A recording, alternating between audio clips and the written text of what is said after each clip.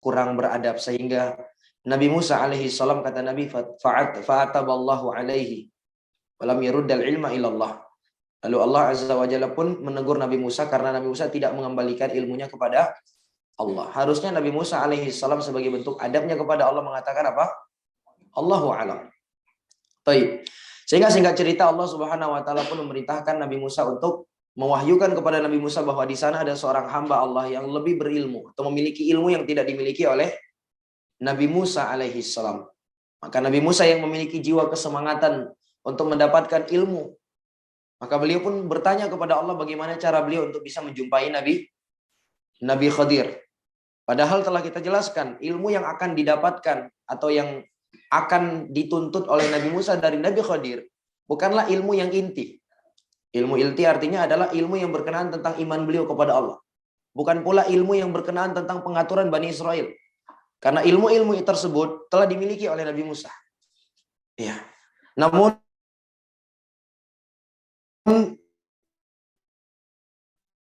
ilmu tetaplah ilmu, mau bagaimanapun dia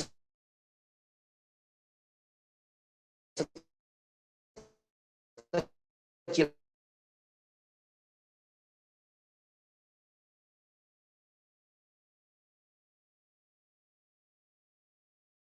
Disitulah lokasi bertemunya Nabi Musa alaihi salam dengan Nabi Khadir. Sehingga singkat cerita jamaah yang dimuliakan Allah, mereka pun singgah di sebuah batu yang besar. Nabi Musa tidur istirahat sementara Yusha bin Nun menjaga ikan tersebut. Terjadilah suatu peristiwa yang menakjubkan di mana ikan tersebut tiba-tiba melompat dan bisa mencari jalan sendiri menuju pantai. Namun qadarullah masyafa'al, Yusha bin Nun kelupaan mengabari Nabi Musa karena waktu itu Nabi Musa sedang tidur dan beliau enggan untuk membangunkan Nabi Musa. Beliau pun ketiduran sehingga mereka terpaksa harus berjalan sekian lama lagi. Sampailah pada suatu ketika Nabi Musa alaihissalam bertanya kepada Yusha bin Nun tentang makanan mereka. Nah disitulah Yusha bin Nun teringat sehingga mereka harus kembali. Dan itulah yang Allah Azza wa Jalla kisahkan di dalam surat Al-Kahfi ayat yang ke-65 dan hingga 66. Allah mengatakan, "Fawajada 'abdan min ibadina atainahu rahmatan min indina wa 'allamnahu min ladunna ilma. Qala lahu Musa hal attabi'uka ala an tu'allimani mimma 'ullimta rusyda?" Maka mereka berdua pun mendapati atau berjumpa dengan salah seorang dari hamba-hamba kami yang telah kami berikan kepadanya rahmat dari sisi kami dan juga telah kami berikan kepada dia ilmu. Maka ketika ketemu, Musa pun mengatakan, apakah aku boleh untuk mengikuti kamu agar kamu mengajarkan ilmu yang Allah ajarkan kepada kamu. Dan Nabi menjelaskan di dalam kisahnya, fara'a rajulan musajjan alaihi bithawb fasallama alaihi Musa faqala lahul Khadir anna bi ardika salam. Qala ana Musa, qala Musa bani Israil, qala na'am.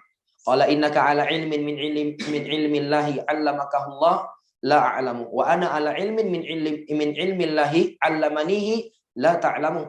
Qala lahu Musa hal attabi'uka ala an tu'allimani mimma 'ullimta rusyda? Qala innaka lan tastati'a ma'iya sabra wa kaifa tasbiru ala ma lam tuhit bihi khubra. Qala satajiduni insyaallahu sabiran wa la 'asi laka amra.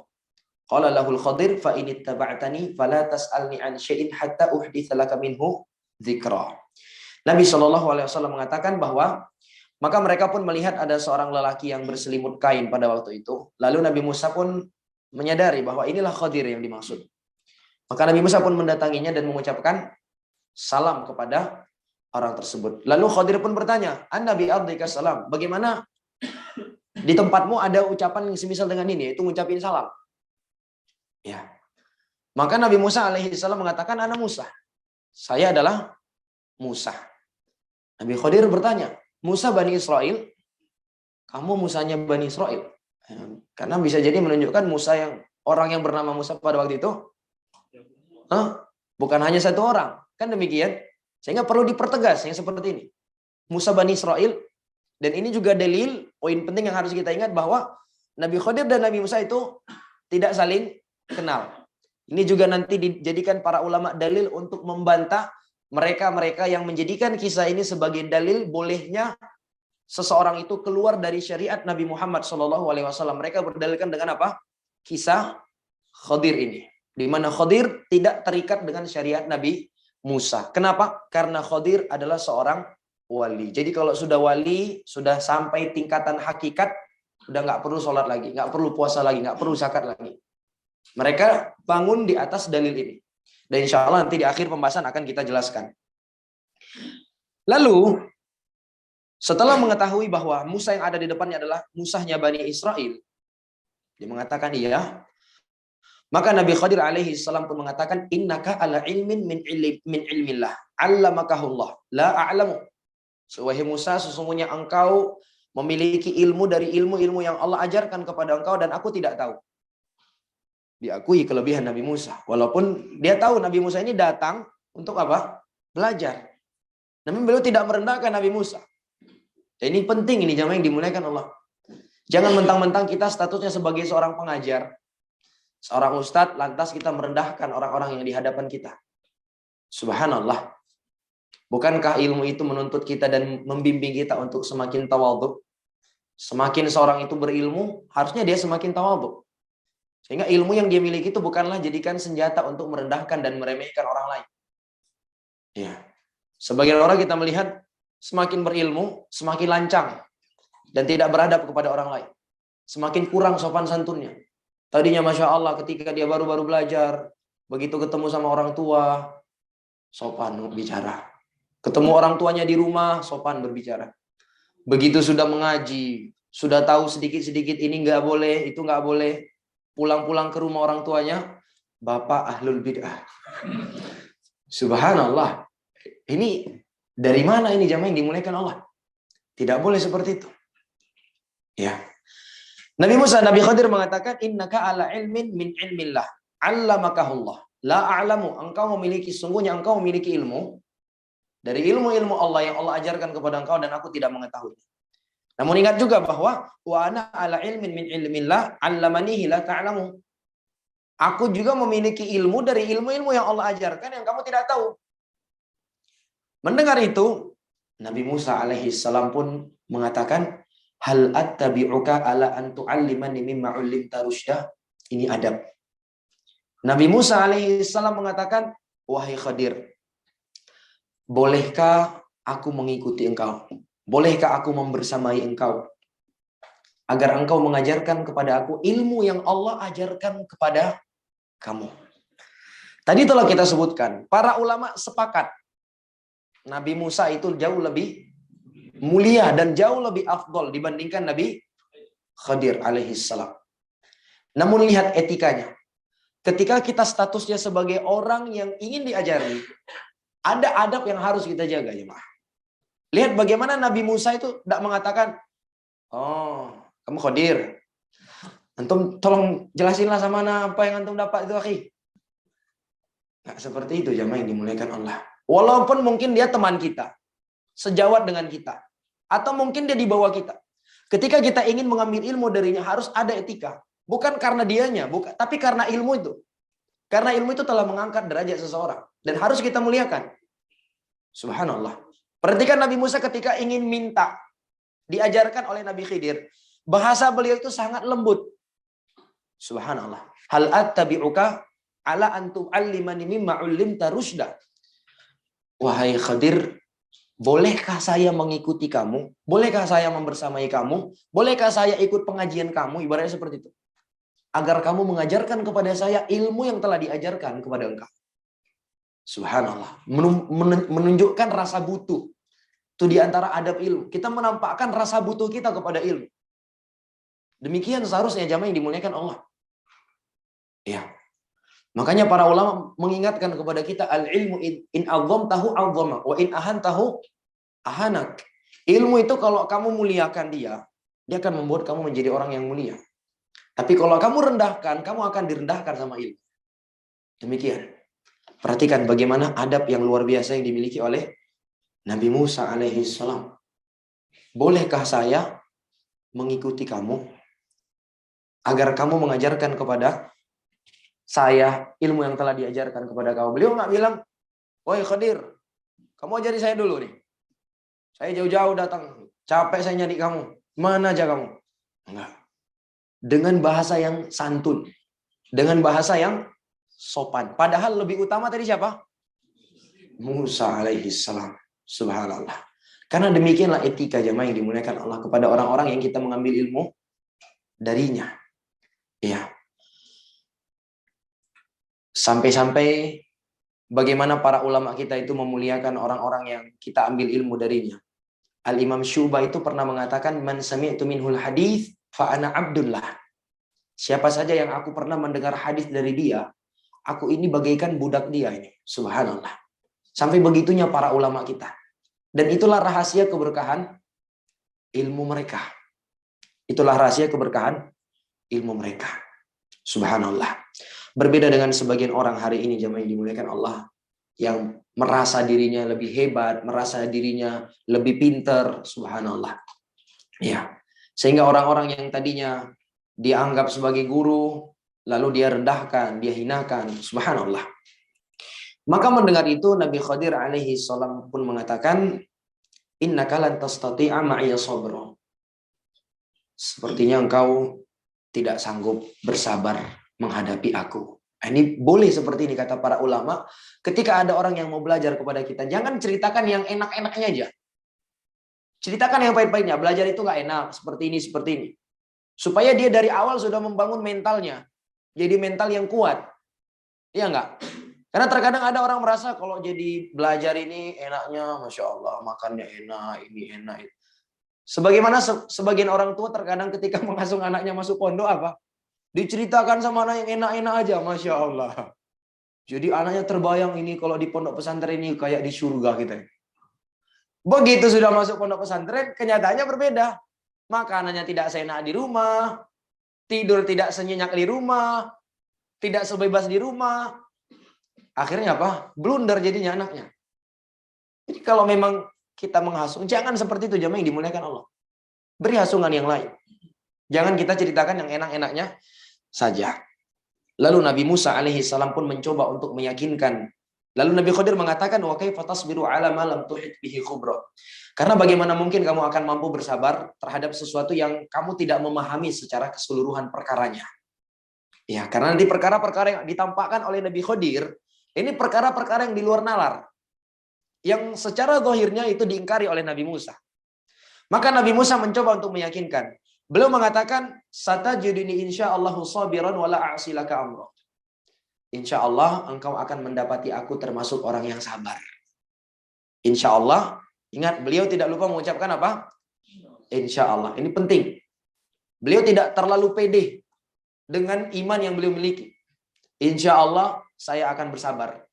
Dan saya akan mencoba tidak bermaksiat kepada engkau. Walaupun pada akhirnya nanti, Nabi Musa ingkari nggak? Ingkari. Sampai 3 kali dikasih udur sama Nabi Khadir. Ini menunjukkan bahwa Nabi Musa alaihi salam tidak tahu perkara yang gaib. Beliau nggak tahu apa yang akan terjadi di masa yang akan datang. Jadi andai Nabi Musa tahu, beliau nanti nggak perlu repot-repot, nanti akan bertanya, kenapa kamu begini, kenapa kamu begini? Karena beliau tidak tahulah, makanya beliau nanti mengingkarinya. Baik. Lalu Nabi Khadir mengatakan, fa ini taba'tani fala tas'alni an syai'in hatta uhditsa laka minhu dzikra. Baik, seperti ini. Kalau kamu mau ikut saya, ada syaratnya. Apa syaratnya? Fala tas'alni an syai'in hatta uhditsa laka minhu dzikra. Kamu jangan bertanya kepada aku sesuatu apapun sampai aku sendiri yang menceritakannya. Ini syaratnya. Jadi boleh seperti itu jamaah yang dimuliakan Allah. Di dalam dunia belajar itu terkadang ada syarat-syarat yang harus dipenuhi oleh seorang murid. Sudah? Dan itu boleh. Seperti di pondok pesantren misalnya ada syaratnya, tidak boleh pulang kecuali di waktu-waktu yang ditentukan. Tidak boleh keluar dari pondok pesantren kecuali sudah dapat izin dari petugas. Tidak boleh menggunakan handphone misalnya.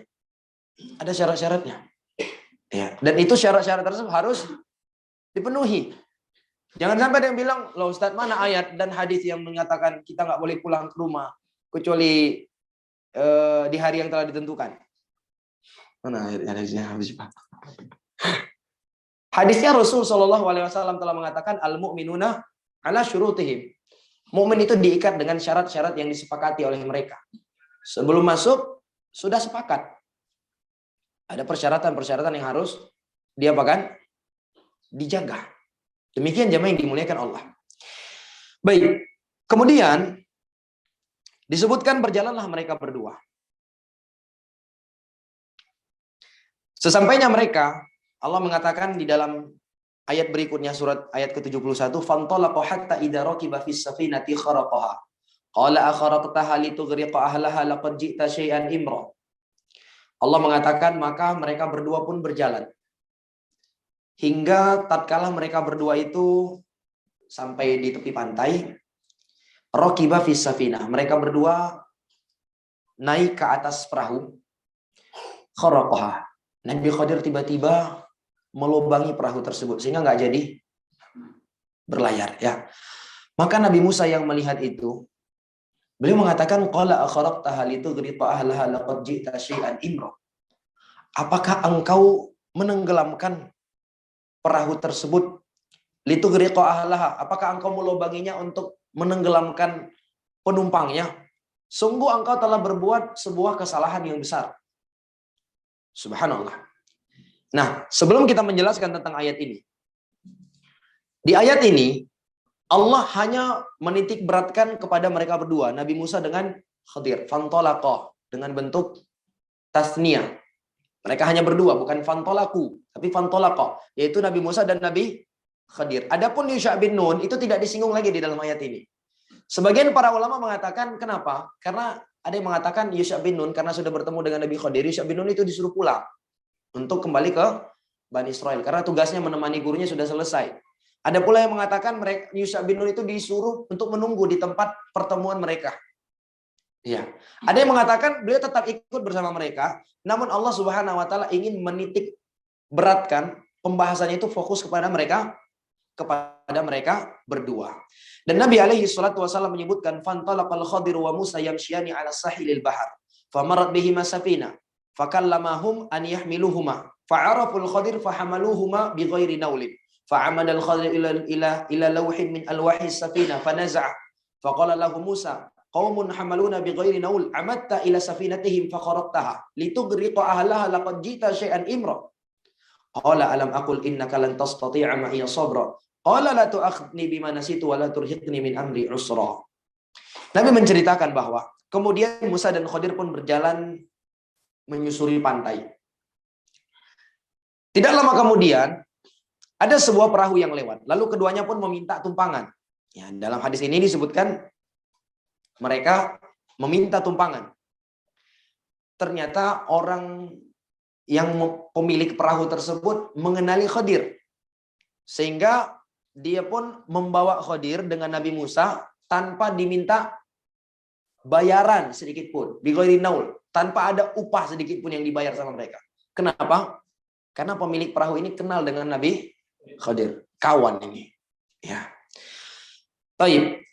Setelah itu jamaah yang dimuliakan Allah, Nabi Khadir alaihi salam pun mencabut salah satu papan yang ada di perahu. Jadi bukan hanya sekedar dilubangin. Papannya dicabut sama Nabi Khadir.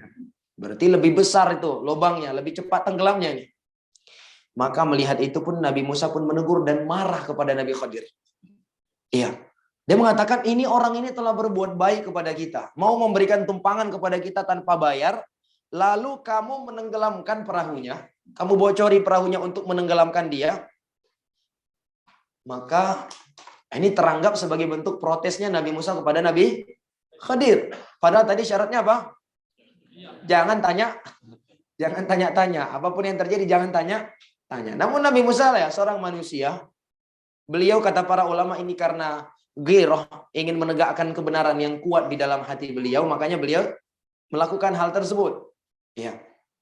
Maka Nabi Khadir pun mengingatkan, alam aqul innaka lan tastati'a ma'iya sabra. Wahai Musa, bukankah sudah aku ingatkan kepada kau tadi? Kamu enggak akan sanggup bersabar kepada aku. Maka seketika Nabi Musa alaihi salam pun tersadar. Sehingga dia mengatakan, qala la tu'akhidni bima nasitu wa la turhiqni min amri usra. Dia mengatakan, wahai Khadir, janganlah engkau menghukumku karena kelupaanku dan janganlah engkau membebani aku sesuatu yang berat dalam urusanku. Dalam riwayat yang lain disebutkan hatta idza raqiba fis safinati wajada ma'abir sigharan tahmilu ahla hadha sail ila ahli hadha sail akhar. Arafuhu faqalu Abdullah salih la nahmiluhu bi ajrin. Fa kharaqaha wa watada fiha watida. Qala Musa akharaqtaha litughriqa ahliha laqad ji'ta syai'an imma. Disebutkan dalam riwayat yang lain, mereka menaiki perahu tersebut karena orang yang pemilik perahu ini mengenali bahwa Nabi Khadir adalah seorang hamba yang soleh, maka dia mengatakan ini adalah hamba yang soleh, maka kami akan membawanya tanpa dibayar dengan upah. Subhanallah. Kemudian jamaah yang dimuliakan Allah, Nabi Khadir alaihi salam memberikan udzur kepada Nabi Musa pada waktu itu. Nabi Khadir memberikan udzur kepada Nabi Musa. Kemudian kelanjutannya Allah Subhanahu wa taala pun mengatakan fantalaqa hatta idza laqiya ghulaman faqatalah. Qala aqtalta nafsan zakiyatan bighairi nafsin laqad ji'ta syai'an nukra. Allah mengatakan maka keduanya pun terus berjalan. Jadi masalah perahu sudah selesai. Masalah perahu sudah selesai. Nabi Musa enggak boleh ungkit-ungkit lagi. Udah. Begitu sudah diingatkan, beliau enggak singgung lagi, udah. Selesai. Mereka berjalan. Hingga keduanya berjumpa dengan salah seorang anak. Lalu tiba-tiba Nabi Khadir membunuh anak tersebut. Anak kecil dibunuh sama Nabi Khadir. Subhanallah. Maka melihat itu Nabi Musa, ya sekedar melobangi perahu aja beliau nggak sabar. Apalagi yang lebih besar daripada yang tadi. Lebih besar mana kira-kira? Melobangi perahu atau membunuh orang? Bunuh orang. Maka Nabi Musa alaihissalam pun mengatakan, aqtalta nafsan zakiyatan bighairi nafsin. Apakah engkau membunuh seorang jiwa yang suci, seorang jiwa yang bersih, bukan karena dia membunuh orang lain? Laqad ji'ta syai'an nukra. Sungguh engkau telah melakukan sesuatu yang mungkar. Artinya pengingkaran Nabi Musa kali ini lebih besar. Subhanallah. Iya.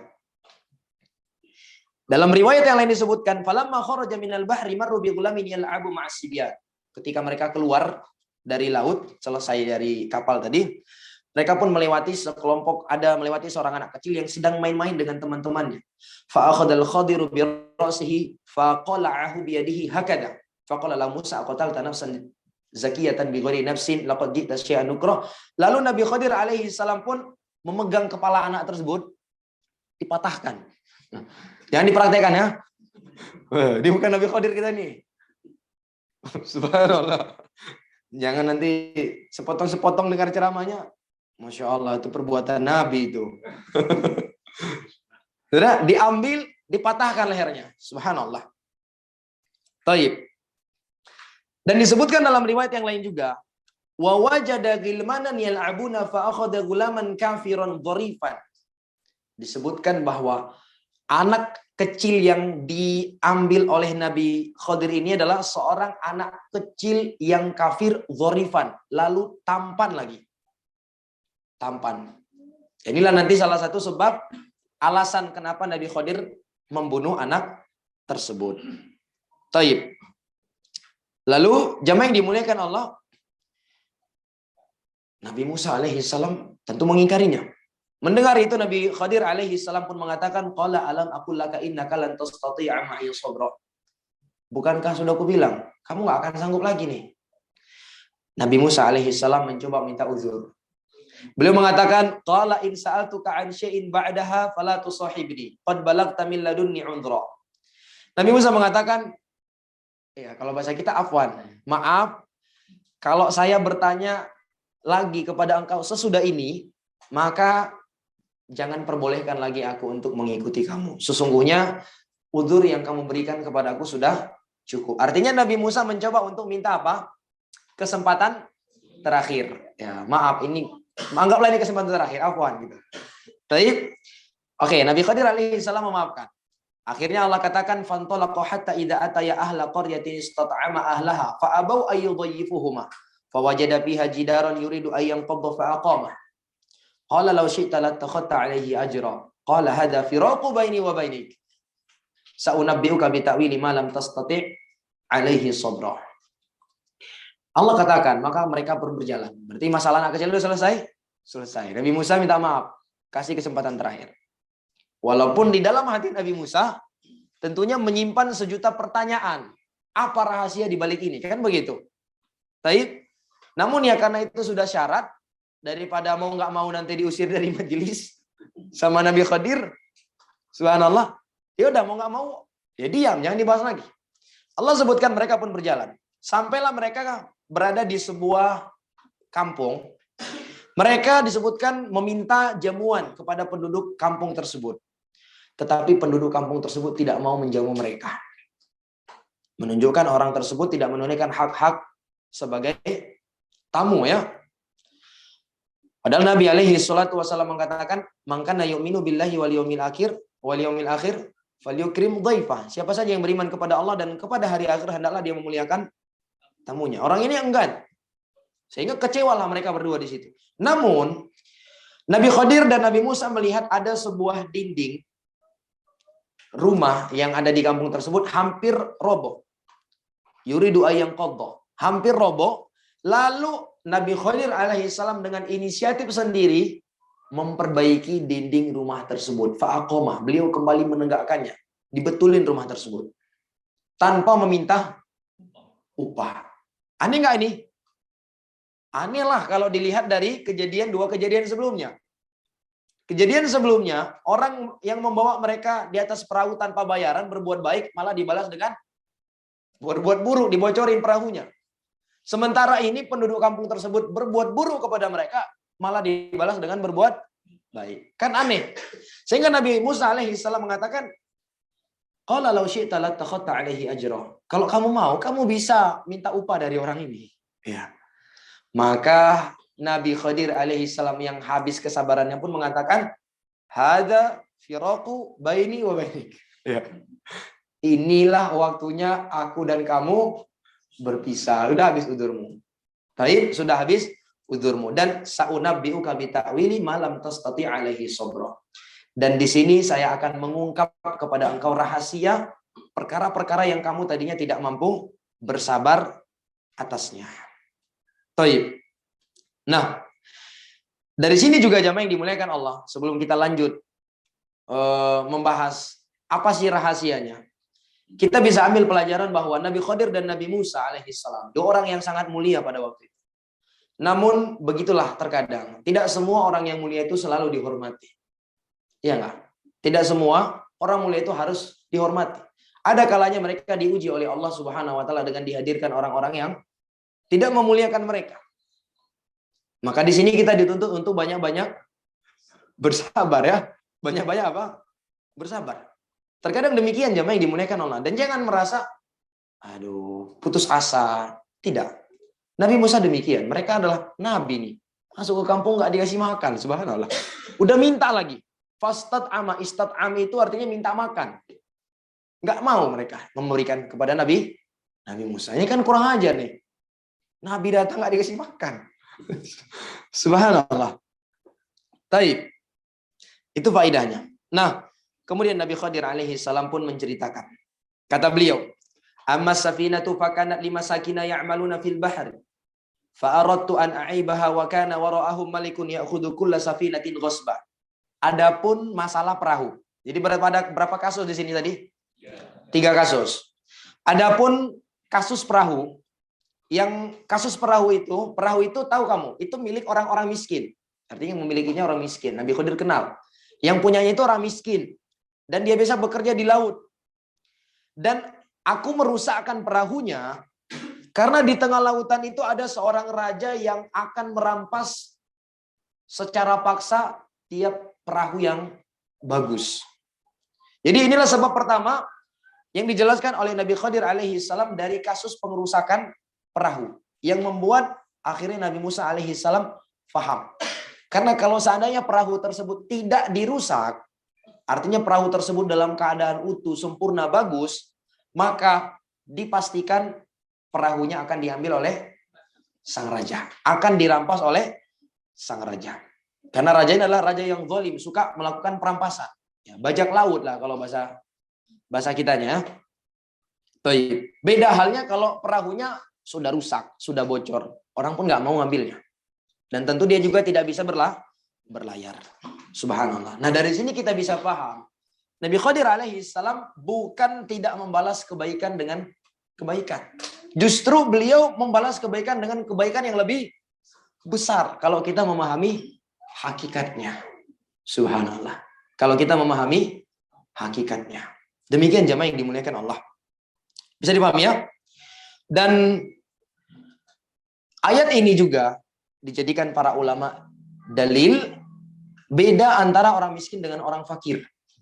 Di mana kondisi orang miskin itu lebih baik dibandingkan orang fakir. Karena orang miskin itu terkadang dia masih memiliki suatu barang yang berharga. Seperti di dalam ayat ini, si miskin itu punya kapal. Ada kapalnya. Dia miskin dinamakan oleh Allah, tapi dia ada kapal.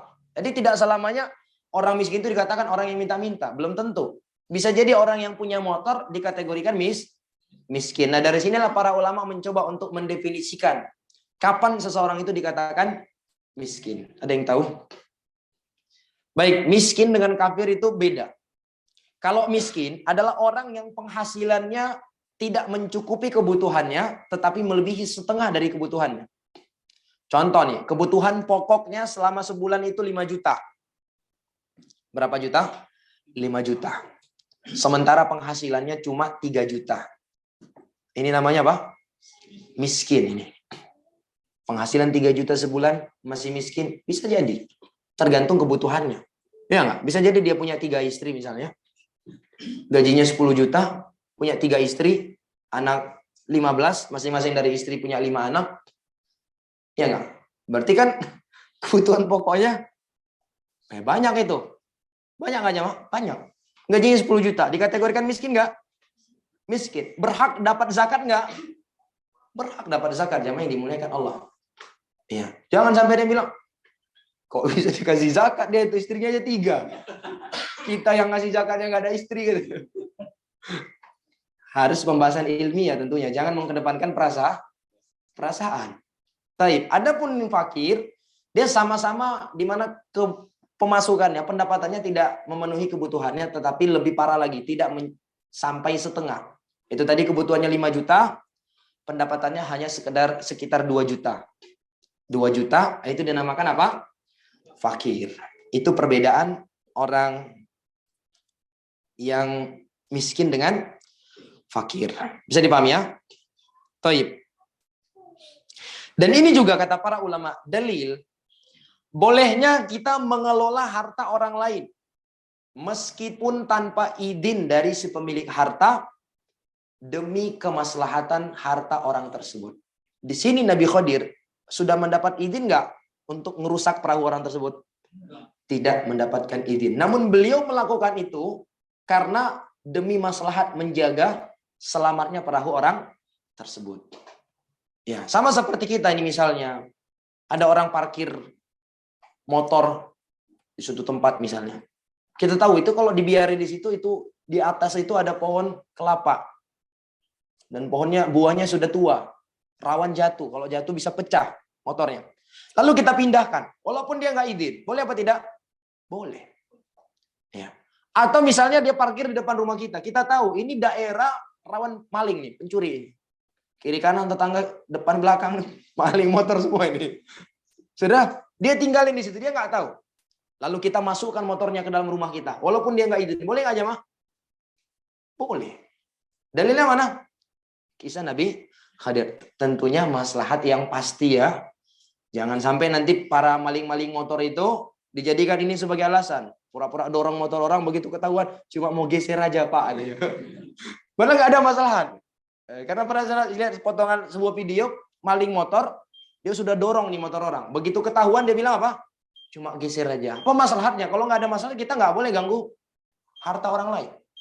Demikian jemaah. Baik. Dan di sini juga dijadikan para ulama dalil akan kaidah di dalam bab kaidah fikih irtikab akhafid dararain. Irtikab akhafid dararain itu adalah menempuh mudarat yang lebih kecil ketika kita dihadapkan dengan dua mudarat. Jadi kita dihadapkan dengan dua pilihan dan kedua-duanya adalah mudarat. Maka di dalam syariat kita dituntut untuk mengambil tindakan yang mudaratnya lebih kecil. Seperti kisah siapa ini? Nabi Khidir. Sekarang kita tanya, mudarat yang lebih besar mana? Antara perahunya diambil atau perahunya sekedar dirusak? Ya, yang lebih kecilnya dirusak. Makanya Nabi Khidir memilih merusaknya. Karena kalau hanya sekedar dirusak, insya Allah gampang untuk memperbaikinya. Tapi kalau namanya sudah diambil, dicuri, ya nggak balik lagi. Gimana mau perbaiki? Beli baru lah. Saya dipahami? Dalil lainnya adalah kisah tentang ada seorang Arab Badui masuk ke dalam masjid, lalu dia fabala fi ta'ifatil masjid, dia kencing di pojok masjid. Disebutkan fazajarahumun nas. Orang-orang pada waktu itu ingin meneriaki dia, ingin memarahi dia. Fanahahumun Nabi, tetapi Nabi melarang para sahabat, biarkan dia menyelesaikannya dulu. Kenapa Nabi biarkan Badui tersebut menyelesaikan kencingnya? Tidak dilarang seketika itu, karena kalau dilarang pada waktu itu akan banyak mudaratnya yang lebih timbul pada waktu itu. Akan banyak mudarat yang timbul. Apa di antara mudaratnya? Kencingnya akan berserakan, tercecer. Cam duit aja ya. Apa bahasanya? Ya itulah. Ya, berserakan kemana-mana. Mudarat yang kedua, otomatis orang tersebut akan kaget dan melihat ke belakang, disebutkan para ulama. Dan tentu aulatnya akan terlihat. Mudarat nggak itu jamaah? Mudarat. Kemudian juga namanya dia seorang badui. Dia melakukan itu karena dia nggak tahu. Kalau sudah tahu larangan kencing di masjid, nggak mungkin dia melakukan itu. Benar tidak? Iya. Dia nggak mengetahui itu, makanya dia melakukan. Jadi andai beliau dimarahi pada waktu itu. Ya coba bayangkan ya, masjid dikencingi. Gimana marahnya para sahabat itu jemaah? Para sahabat adalah orang yang sangat memuliakan masjid. Jadi andai dia dimarahi pada waktu itu, dibully, jadi bulan-bulanan. Ya kalau orang sekarang kan suka khilaf ya, dihajar orang tersebut, dikeroyok coba. Dipastikan besok-besok dia nggak mau ke masjid lagi. Benar kan? Iya. Tapi Nabi alaihi salatu wasallam yang memahami demikian, beliau larang, biarkan dia menyelesaikan. Begitu selesai Nabi minta didatangkan air lalu disiram. Nah, adapun orang tersebut diajari oleh Nabi alaihi salatu wasallam, diingatkan oleh Nabi, ini masjid tidak boleh seperti ini, tidak boleh tempat ibadah. Subhanallah. Itu tadi kaidah irtikab akhafid dararain. Menempuh kemudaratan yang paling ringan dari dua mudarat yang ada. Ini kasus yang pertama. Kita selesaikan sedikit ya. Atau adzan dulu atau kita lanjut sekaligus saja? Adzan aja dulu. Baik.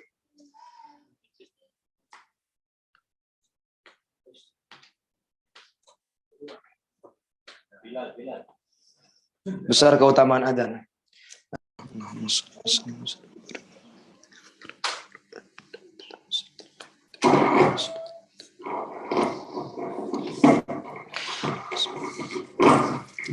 Baik, jamaah yang dimuliakan Allah. Baik. Ya. Siap. Baik, jamaah yang dimuliakan Allah, itu kasus yang pertama. Adapun kasus yang kedua, berkenaan tentang apa tadi?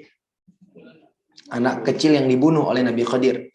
Maka Allah Subhanahu wa taala pun mengatakan wa ammal gulamu fakana abawahu mu'minaini fakhashina an yurhiqahuma tughyana wa kufra. Fa aradna an yubdilahuma rabbuhuma khairan minhu zakata wa aqraba ruhma. Allah Subhanahu wa taala pun mengatakan, dan adapun anak kecil yang dibunuh oleh Nabi Khidir itu, maka perlu diketahui kedua orang tua dari anak tersebut adalah orang yang beriman kepada Allah. Dan kami khawatir bahwa dia kelak akan mendorong kedua orang tuanya kepada kesesatan dan kekafiran. Sehingga Allah Azza wa Jalla mengkehendaki supaya Allah mengganti untuk kedua orang tersebut seorang anak yang lebih suci dan lebih dalam kasih sayangnya kepada kedua orang tuanya. Maksudnya kata para ulama bahwa anak tersebut sebagaimana tadi kita sebutkan dalam sebuah riwayat disebutkan anak yang sangat tampan. Dan anak tersebut sangat disayangi oleh kedua orang tuanya. Sangat disayangi oleh kedua orang tuanya. Dan dia adalah anak yang nakal. Dan besar kemungkinan ketika dia beranjak dewasa, dia akan mempengaruhi kedua orang tuanya. Karena kesayangan orang tuanya kepada dia. Sebagaimana kita ketahui bersama jamaah yang dimuliakan Allah, bahwa seorang anak itu sangat memberikan pengaruh kepada kedua orang tua. Ya, walaupun benar orang tua punya pengaruh besar terhadap anak-anaknya. Sebagaimana kata Nabi alaihi salatu wasalam, kullu mauludin yuladu 'alal fitrah fa awabahu yuwahidanihi wa yuwahidanihi wa yunassiranihi wa yumajjisanihi. Setiap anak itu dilahirkan di atas fitrah. Kedua orang tuanya yang membuat dia beragama Nasrani, ada yang beragama Yahudi, ada yang beragama Majusi. Artinya orang tua itu memberikan pengaruh. Namun jangan salah paham bahwa anak itu juga memberikan pengaruh yang sangat luar biasa kepada orang tua. Apalagi ketika orang tua memiliki kecintaan dan kasih sayang yang sangat besar kepada si anak. Makanya sampai-sampai ada sebuah ungkapan yang disebutkan oleh orang Arab, apa itu? Hubbuka syai' yu'mi wa yusib. Kecintaan kamu kepada sesuatu itu, yu'mi wa yusib. Itu kadang-kala bisa membuat kamu buta dan tuli. Seperti itu. Hubbuka syai' yu'mi wa yusib. Kecintaan kamu kepada sesuatu itu terkadang bisa membuat kamu apa? Buta dan tuli. Banyak orang tua demikian, jemaah yang dimuliakan Allah. Buta dia. Saking sayangnya kepada si anak, dia nggak sadar batasan-batasan Allah sudah dilanggar. Tapi karena dasar sayang tadi ya sudah, namanya juga sayang. Makanya di dalam sebuah hadis yang sahih Nabi alaihi salatu wasallam pernah mengatakan innal walada majbanatun wa majhalatun wa mahzanatun wa mabkhalatun. Sesungguhnya anak itu bisa membuat kedua orang tuanya menjadi orang yang penakut. Bisa membuat orang tuanya sedih, mahzanah. Seorang anak itu bisa membuat orang tuanya menjadi mabkhala. Orang yang apa? Pelit, bakhil. Karena anak. Karena anak orang tuanya pelit. Wa majhalatun. Sesungguhnya anak itu bisa membuat orang tuanya menjadi bodoh. Berpengaruh jemaah yang dimuliakan Allah. Maka Allah Subhanahu wa taala yang Maha tahu bahwa ini si anak kalau dibiarkan hidup bersama orang tuanya dan orang tuanya dalam kondisi sangat sayang kepada si anak, besar kemungkinan si anak ini akan mengajak orang tuanya, menyeret kedua orang tuanya kepada kekufuran. Dan ini tidak diinginkan oleh Allah Subhanahu wa taala sehingga dia dibunuh. Dan Allah menggantikan untuk kedua orang tua tersebut anak yang lebih suci dan lebih dalam kasih sayangnya kepada kedua orang tuanya. Karena kasih sayang yang sesungguhnya adalah ketika kita mengajak kedua orang tua kita ke dalam agama Allah Subhanahu wa taala. Itulah bentuk kasih sayang yang sesungguhnya. Sebagian orang menyangka seseorang itu dikatakan sayang kepada orang tuanya ketika dia berhasil membuat sebuah rumah besar untuk orang tuanya, membelikan mobil untuk orang tuanya. Subhanallah. Siapa bilang itu tanda kasih sayang, jemaah? Sebagaimana Allah ketika sayang kepada hambanya tidak selalu diberikan mobil yang mewah, rumah yang gede, enggak kan? Enggak, Allah berikan kepada dia taufik untuk melakukan ibadah. Seorang anak yang sayang kepada orang tuanya juga demikian. Dia bimbing orang tuanya kepada ketaatan kepada Allah Subhanahu wa taala. Ya, demikian jemaah yang dimuliakan Allah. Berangkatkan orang tuanya haji, berangkatkan orang tuanya umrah. Inilah bentuk kasih sayang yang sesungguhnya. Ya. Adapun kita belikan kepada mereka rumah, mobil, itu belum tentu menjadi sebuah kebaikan. Baik, demikian. Kemudian dari ayat ini juga jemaah memberikan sebuah faedah besar untuk kita semua, di mana para ulama mengatakan bahwa apabila kita tidak mampu memahami hikmah dari sebuah musibah yang menimpa kita, maka hendaklah kita selalu merenungi ayat dan kisah ini. Di mana Allah Subhanahu wa taala membunuh anak tersebut demi menyelamatkan kedua orang tuanya ternyata. Kita tahu ketika anak tersebut dibunuh, orang tuanya bersedih. Namun ternyata dibunuhnya anaknya dia, itu ternyata demi kebaikan dia. Jadi kalau kita tertimpa musibah, ingat-ingat kembali ayat ini jemaah. Misal, hilang motor kita. Ingat ayat ini. Bisa jadi ketika motor itu ada bersama kita, mungkin jalan kita semakin panjang. Ya enggak? Bisa jadi ketika kita naik motor tersebut, pergi ke suatu tempat, kita kecelakaan di tempat tersebut, mati. Bisa jadi demikian jemaah. Allah takdirkan motor itu hilang dari kita supaya kita enggak jadi pergi ke tempat tersebut. Bisa jadi demikian. Benar tidak jemaah? Iya. Subhanallah. Misal kita dipecat dari sebuah pekerjaan. Ya kan? Dipecat dari sebuah pekerjaan. Perhatikan ayat ini. Bisa jadi hikmahnya ketika kita terus bekerja di tempat tersebut, mungkin kita dipaksa untuk melanggar batasan-batasan agama kita. Bisa jadi demikian. Makanya ketika ada musibah yang menimpa kita di dalam kehidupan kita, kita hendaklah berbaik sangka kepada Allah Subhanahu wa taala dan renungi ayat tersebut. Bisa dipahami ya? Baik. Kemudian kasus yang ketiga, yang terakhir. Allah mengatakan, kasus apa ini? Rumah ya, rumah anak yatim tadi. Allah mengatakan wa ammal jidaru fakana li gulamaini yatimaini fil Madinah. Wa kana tahtahu kanzun lahumā wa kana abuhuma shalihan. Fa arada rabbuka an yablugha ashuddahuma wa yastakhrija kanzahuma rahmatan min rabbik wa ma fa'altuhu an amri dzalika ta'wilu ma lam tasti' alaihi sabra. Allah mengatakan adapun dinding yang ada di rumah yang dibetulin sama Nabi Khadir, ketahuilah rumah itu milik 2 orang anak yatim yang ada di kota tersebut. Milik siapa? 2 orang anak yatim. Kalau dibilang anak yatim itu adalah anak yang orang tuanya meninggal dalam keadaan mereka belum balik. Adapun kalau sudah usia 20 tahun meninggal orang tuanya, itu tidak dikatakan yatim secara istilah syar'i. Dan anak yatim itu adalah anak yang orang tuanya meninggal dalam kondisi dia sebelum balik. Nah, itu anak yatim. Ya, acara pembagian anak yatim datang, udah SMA masih datang. Itu bukan anak yatim lagi ya. Walaupun kita bersedekah ya, namanya sedekah sama siapa aja boleh, tapi secara istilah syar'i dia tidak lagi dinamakan yatim. Baik. Ternyata rumah tersebut milik 2 orang anak yatim. Dan kata Allah Azza wa Jalla, wa kana abuhuma wa kana tahtahu kanzun lahumā. Dan di bawah rumah tersebut ternyata ada harta benda simpanan untuk mereka berdua, warisan kedua orang tuanya ternyata. Ya. Sehingga kalau seandainya rumah itu, dinding itu dibiarkan roboh, harta itu akan kelihatan sama orang dari luar. Dan tentunya kalau sudah kelihatan sama orang, yang kita tahu, ini penduduk kampungnya sudah tergambarkan kepada kita ya. Bukanlah orang-orang yang baik nih. Kenapa? Buktinya ketika Nabi Musa minta dijamu, mereka nggak mau jamu. Apalagi mereka mungkin nantinya tahu ini punya 2 orang anak yatim, ini nggak bisa ngapa-ngapain. Subhanallah. Maka Allah perintahkan. Dan Allah katakan lagi, wa kana abuhuma shalihan. Dan ayah kedua orang tua ini, ayah dari 2 orang anak ini adalah orang yang soleh. Sehingga Allah Subhanahu wa taala ingin agar supaya mereka itu sampai dewasa lalu mengeluarkan harta tersebut untuk mereka dan mereka bisa manfaatkan sebagai bentuk kasih sayang Allah kepada mereka.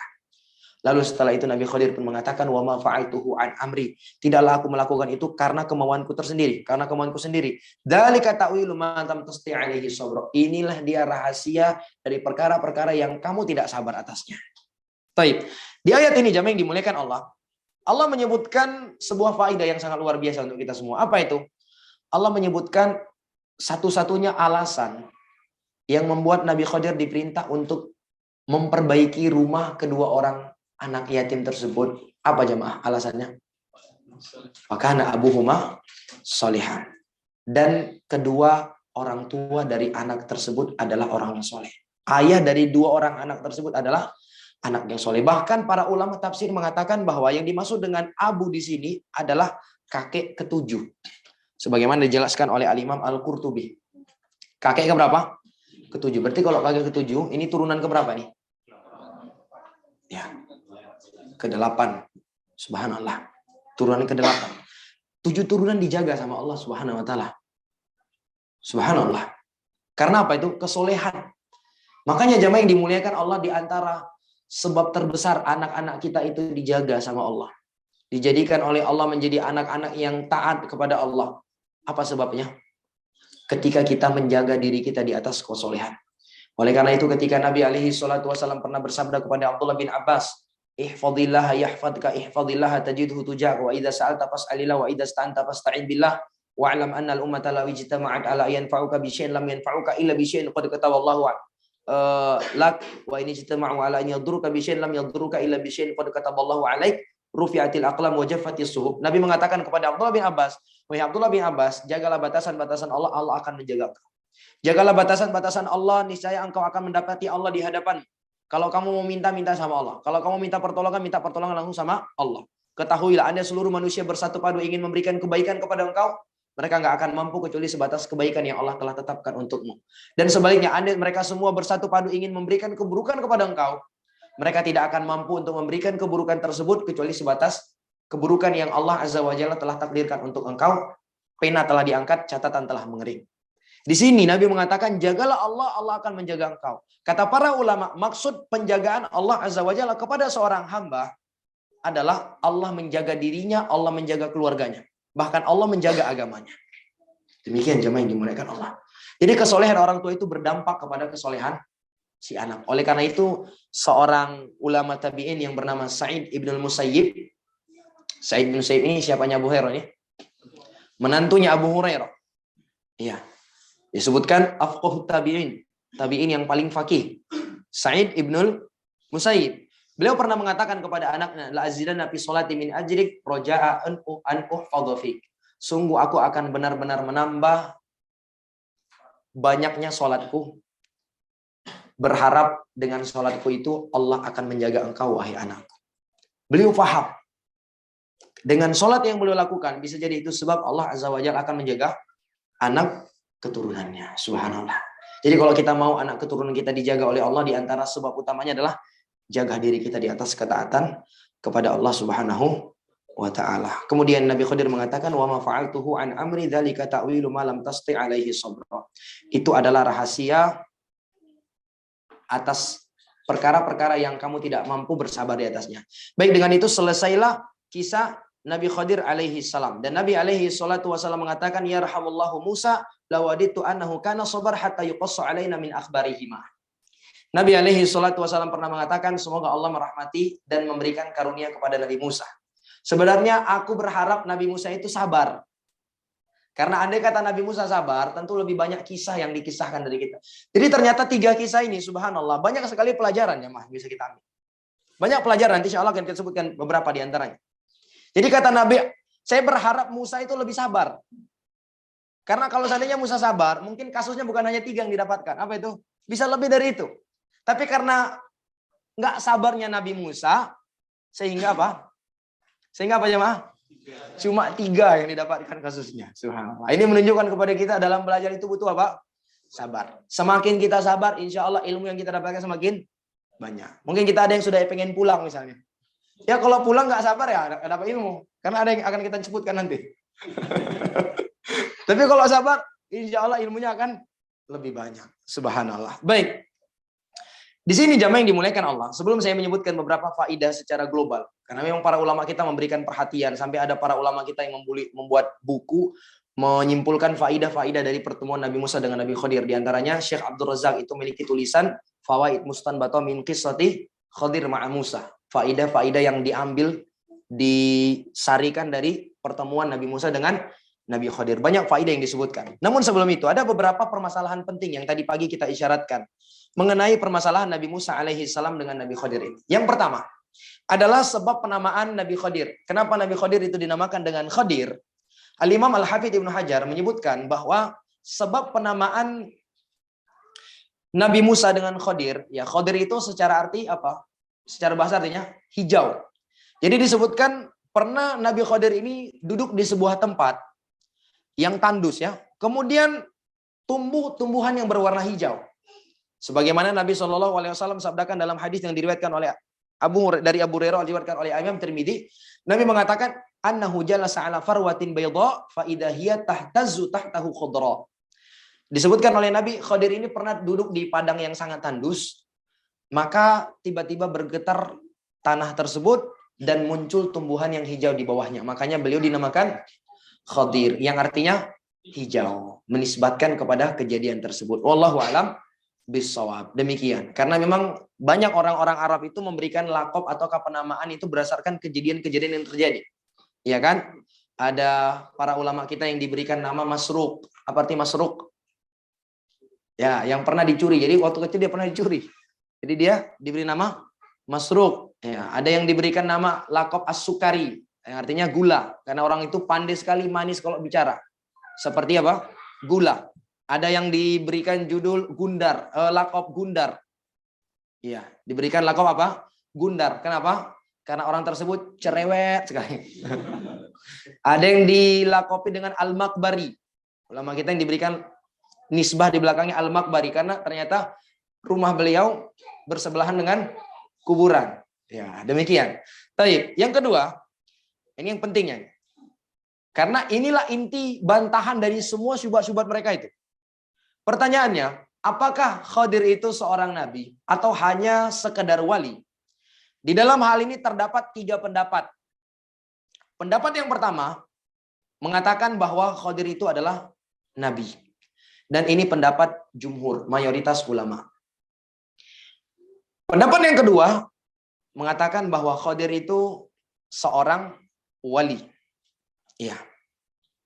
Seorang apa? Wali. Dan ini tentunya pendapat yang dipilih oleh sekelompok kaum Sufiyah. Namun ada juga para ulama kita diantaranya Al-Imam Al-Qurtubi yang berpendapat bahwa Khadir adalah wali. Pendapat yang ketiga, ada yang mengatakan bahwa Khadir itu adalah seorang malaikat yang menjelma menjadi seorang manusia. Tetapi pendapat yang ketiga ini adalah pendapat yang batil. Sebagaimana kata Imam An-Nawawi, hadza gharibun batil. Ini adalah pendapat yang aneh lagi batil. Baik. Nah, dari 3 pendapat tersebut, pendapat yang kuat adalah pendapat yang pertama, yang mengatakan bahwa Nabi Khadir adalah nabi. Baik. Di antara dalilnya, yang pertama, Nabi Khadir alaihi salatu wassalam diberikan wahyu oleh Allah. Di mana setelah Nabi Khadir menceritakannya tadi, apa kata beliau? Wa ma fa'altuhu an amri. Tidaklah aku melakukan itu sesuai dengan keinginanku. Artinya kalau bukan karena keinginan beliau, ada yang memerintahkan beliau. Dan tentunya yang memerintahkan beliau siapa? Allah Subhanahu wa taala. Sehingga Al-Imam Al-Hafidz Ibnu Hajar ketika mengomentari ayat ini kata beliau, wa hadza dhahirun annahu bi amrin minallah wal aslu adamul wasita wa yahtamilu an yakuna bi wasitati nabiyyin akhar wa lam yadhkurhu wa huwa ba'id. Dari ayat ini nampaknya bahwa itu beliau melakukannya dengan perintah Allah dan secara asal tidak ada perantara antara dia dengan Allah, menunjukkan dia adalah nabi. Walaupun masih ada kemungkinan mungkin bisa saja nabi lain yang memberitahukan kepada Khadir, tetapi ini kemungkinan yang sangat jauh. Ditambah lagi Allah menguatkan wa 'allamnahu min ladunna ilma. Kami ajarkan kepada dia ilmu langsung dari sisi kami. Ilmu langsung dari sisi kami. Dan kita tahu jamaah yang dimuliakan Allah, ini adalah kekhususannya para nabi. Ilmu laduni yang dinamakan orang ilmu laduni itu kekhususan para nabi. Ilmu yang didapat langsung dari Allah. Hanya para nabi yang bisa mendapatkan itu. Adapun selain daripada nabi, apa kata Nabi? Innamal ilmu bitta'allum. Ilmu itu didapat dengan cara belajar. Tidak ada yang namanya ilmu laduni. Itu hanya ada bagi para nabi. Mereka mendapatkan ilmu langsung dari Allah Subhanahu wa taala. Dan juga sebagaimana dikuatkan kata Khadir ketika bertemu dengan Nabi Musa, wa ana ala ilmin min ilmillahi 'allamanihi la ta'lamu. Dan saya berada di atas ilmu yang Allah ajarkan langsung kepada saya dan kamu tidak tahu. Ini dalil yang pertama. Dalil yang kedua, Allah memberikan rahmat dan ilmu kepada Khadir sebagaimana di dalam ayat tadi. Dan penggunaan kalimat rahmat dan ilmu ini sering sekali dimaksudkan padanya adalah kenabian. Taib. Dalil lainnya yang menunjukkan bahwa, yang menguatkan bahwa Nabi Khadir alaihi salam adalah seorang nabi. Nabi Khadir mengetahui perkara gaib. Apa contoh perkara gaib tadi?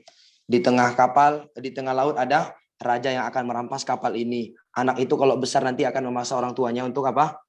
Untuk menjadi kafir. Ini kan tahu Nabi Khadir alaihi salatu wasalam. Dan hukum asalnya tidak ada seorang pun yang mengetahui perkara gaib kecuali Allah. Dan Allah hanya akan menampakkan perkara gaib tersebut kepada para nabi. Sebagaimana Allah sebutkan dalam surat Jin ayat yang ke-27, Allah mengatakan alimul ghaibi fala yudhiru ala ghaibihi ahada illa man irtada mir rasulin.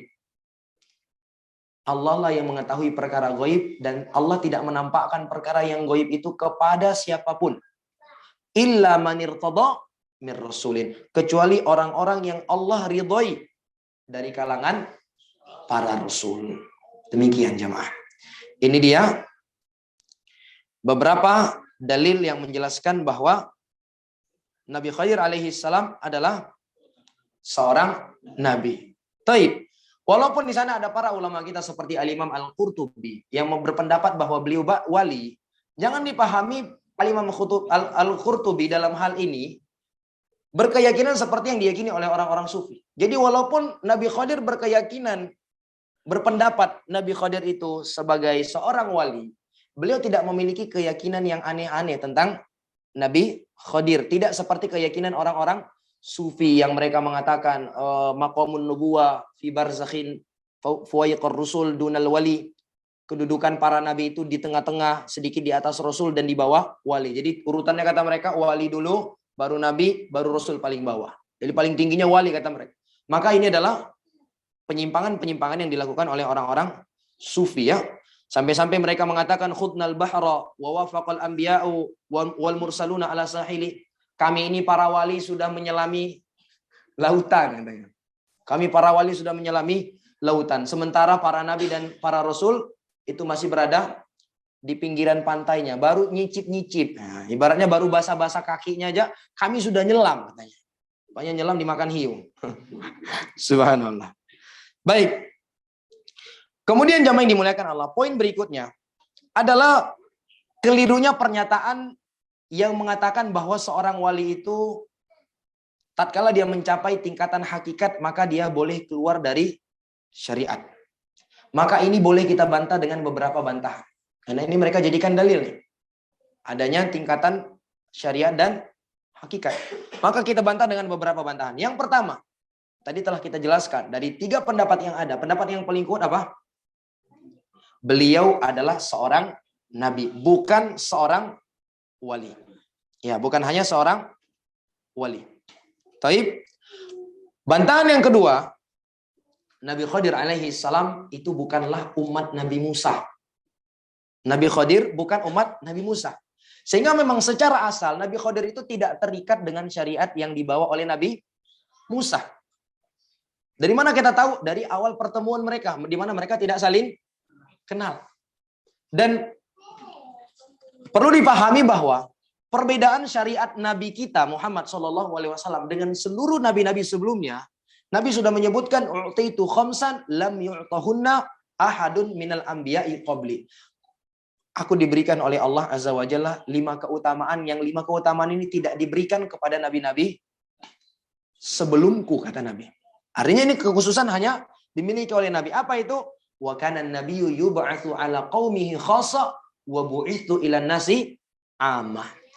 Dahulu setiap nabi itu hanya khusus diutus untuk mendakwahi kaumnya. Ibaratnya kalau ada nabi dari Aceh ya hanya diwajibkan mendakwahi orang Aceh, orang Batak enggak, orang Jawa enggak, hanya orang Aceh aja.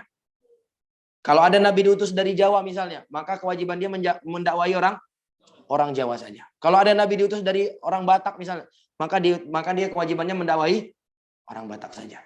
Wa kana nabiyyu yub'atsu ila qaumihi khassa. Dahulu setiap para nabi itu diutus untuk khusus mendakwahi kaumnya. Berarti Nabi Musa yang diutus dari Bani Israel, maka kewajiban beliau hanya mendakwahi Bani Israel. Ada nggak manusia selain Bani Israel pada waktu itu? Jawabannya ada, sangat banyak. Selain Bani Israel. Dan besar kemungkinan Nabi Khadir itu bukan berasal dari Bani Israel. Makanya mereka tidak saling kenal. Demikian jemaah. Paham ya? Wa bu'itsu ilan nasi 'ammah. Sementara Rasulullah, apa kata beliau?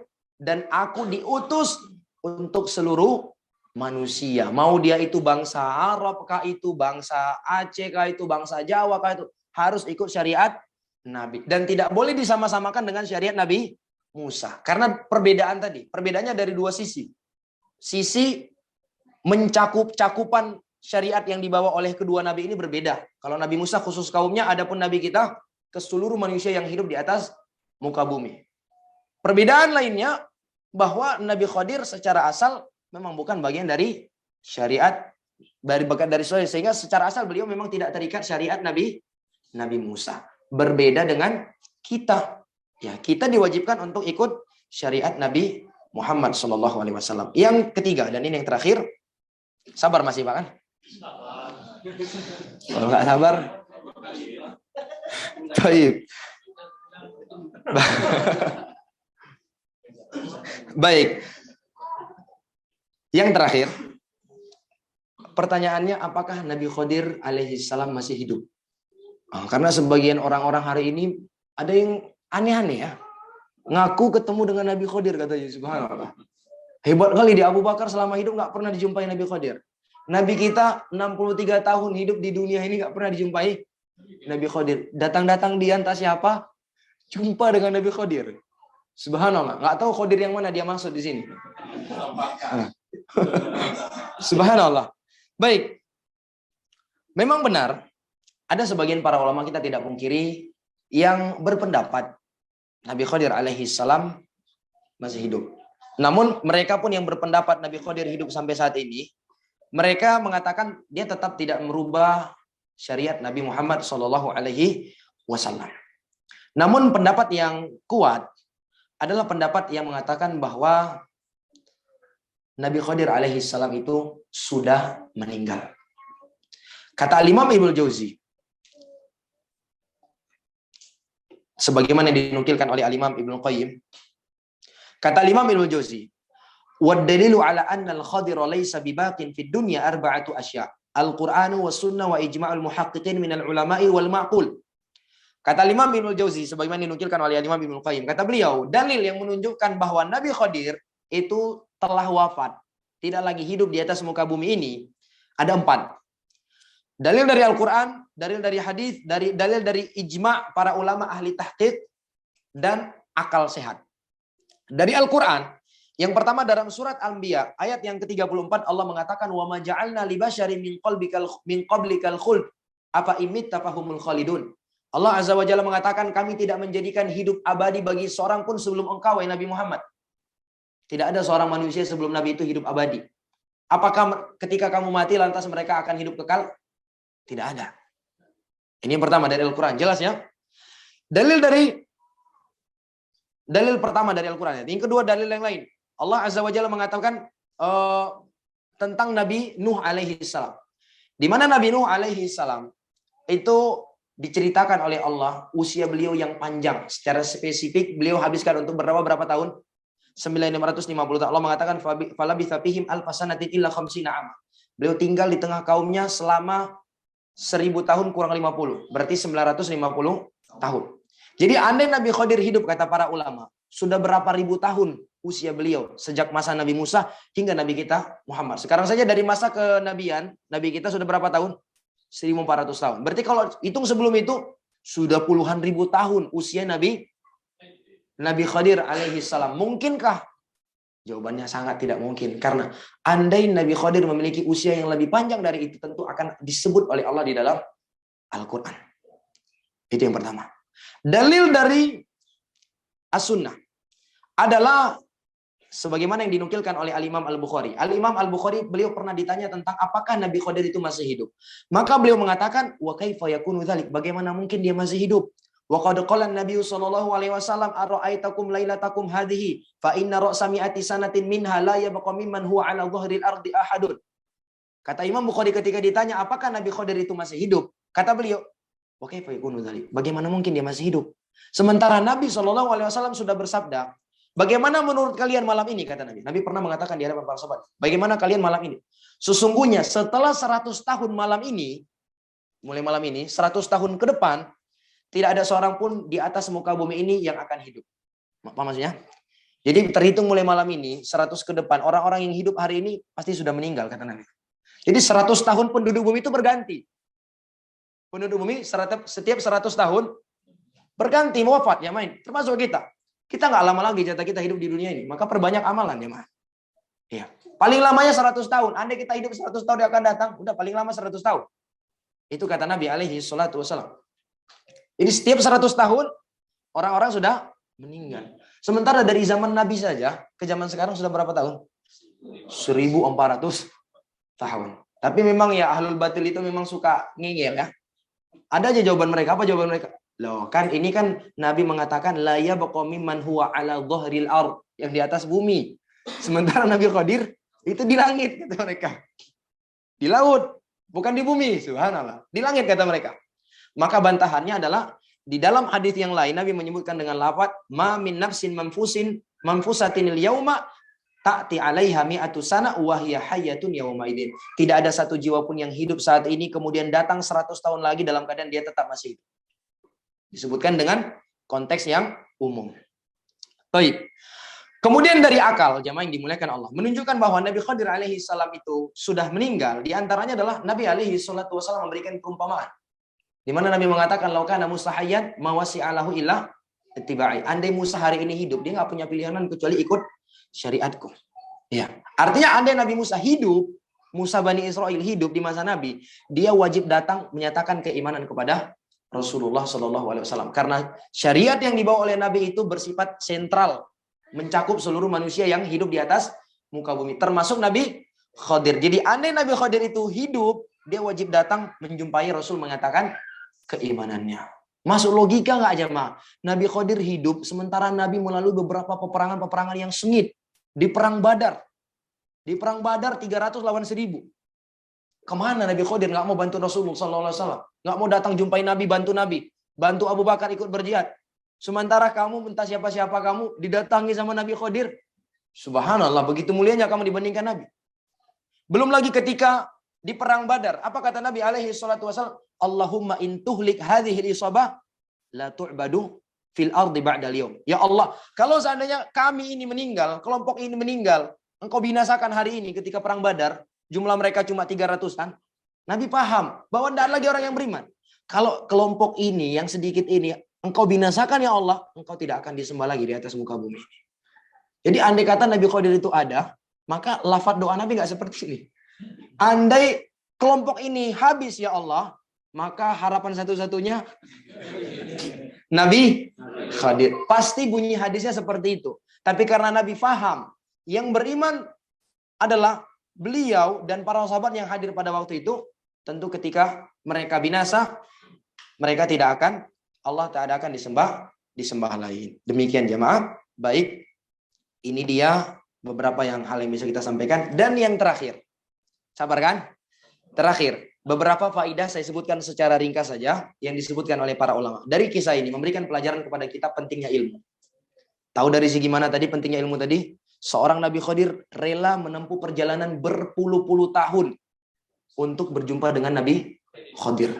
Dan itu pun hanya mendapatkan tiga ilmu. Masya Allah.